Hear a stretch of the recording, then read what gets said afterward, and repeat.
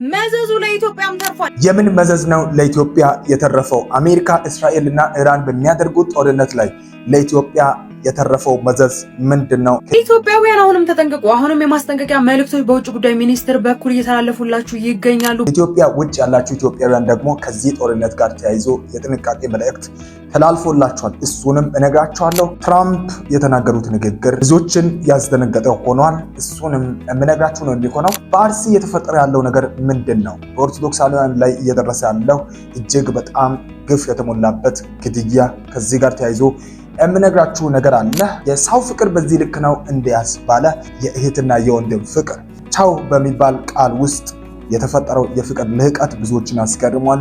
ስለዚህ አነሳላችኋለሁ። ወደ ደቡብ አፍሪካ እንግዲህ ከሰሞኑ የተወሰደች አንዲት ወጣት ባለመፈለጓ እየደረሰባት ያለው ግፍ እጅግ በጣም አስደንጋጭ መሆኑ እየተሰማል።